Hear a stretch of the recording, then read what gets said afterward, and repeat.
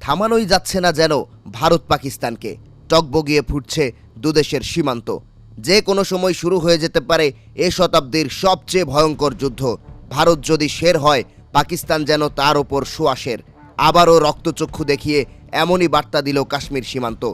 ফের নিয়ন্ত্রণ রেখায় ভারত ও পাকিস্তানের সেনাদের মধ্যে হয়েছে তীব্র গোলাগুলি। তবে এ ঘটনায় কোনো হতাহত হয়নি বলে দাবি করছে আন্তর্জাতিক গণমাধ্যমগুলো। সীমান্তে এই গোলাগুলির জেরে দুই দেশের মধ্যকার টানাপোড়েন আরও বাড়ছে। সামরিক দিক থেকে উত্তেজনার পারদ চড়ছে লাফিয়ে। দুই দেশের সীমান্ত এলাকায় মোতায়েন করা হয়েছে ভারী অস্ত্র ও ক্ষেপণাস্ত্র ব্যবস্থা।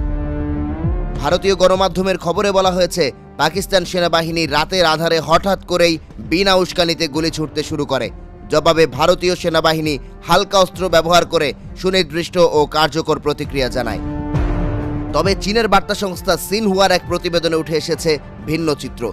তাদের মতে গুলি চালানো শুরু করে ভারত। কোনো প্ররোচনা ছাড়াই ভারতীয় সেনারা আগে গুলি ছোড়ে, এরপর পাকিস্তান তার পাল্টা জবাব দেয়। দুই ভিন্ন ব্যাখ্যায় আবারও স্পষ্ট হয়েছে নিয়ন্ত্রণ রেখার ওপার ও এপারের কথায় মিল নেই। তবে বাস্তবতা হলো আবারও সীমান্তে তীব্র হচ্ছে ধোঁয়া আর বারুদের গন্ধ। এর আগে গত বৃহস্পতিবার মধ্যরাতে কাশ্মীর নিয়ন্ত্রণ রেখা বরাবর দুই দেশের সেনাবাহিনীর মধ্যে একই ধরনের গোলাগুলির ঘটনা ঘটে।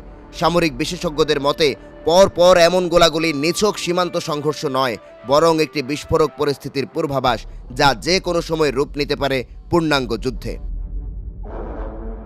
গত 22 এপ্রিল জম্মু কাশ্মীরের পেহেলগামের ঘটনায় ক্রমেই অবনতি হচ্ছে ভারত পাকিস্তান সম্পর্ক। ভারত শুরু থেকেই পাকিস্তানকে দায়ী করে আসছে।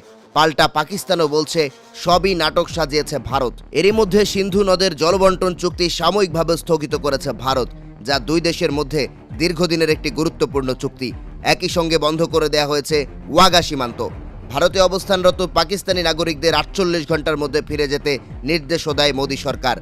আরও কড়া পদক্ষেপ হিসেবে কমিয়ে আনা হয় পাকিস্তানে ভারতীয় হাইকমিশনের কূটনীতিকদের সংখ্যা। পাল্টা প্রতিক্রিয়ায় পাকিস্তানও ভারতীয় কূটনীতিকদের অবাঞ্ছিত ঘোষণা করে সব ধরনের ভারতীয় ভিসা বাতিল করে দেয়। নিষিদ্ধ করা হয় পাকিস্তানের আকাশসীমা ও সীমান্ত পথ দিয়ে ভারতীয় যাতায়াত। এরই মধ্যে দুই দেশের এই উত্তেজনা সর্বাত্মক যুদ্ধের রূপ নিতে পারে বলে সতর্ক করেছেন পাকিস্তানের প্রতিরক্ষা মন্ত্রী খাজা আসিফ। পাক এই প্রতিরক্ষা মন্ত্রী জোর দিয়ে বলেছেন, ক্রমবর্ধমান কূটনৈতিক উত্তেজনার মধ্যে পাকিস্তানের সেনাবাহিনী যে কোনো পরিস্থিতির জন্য প্রস্তুত। ভারত যা কিছু শুরু করবে তার প্রতি আমরা আমাদের প্রতিক্রিয়া দেখাবো। যদি কোনো সর্বাত্মক আক্রমণ বা এই জাতীয় কিছু হয়, তাহলে অবশ্যই একটি সর্বাত্মক যুদ্ধ হবে।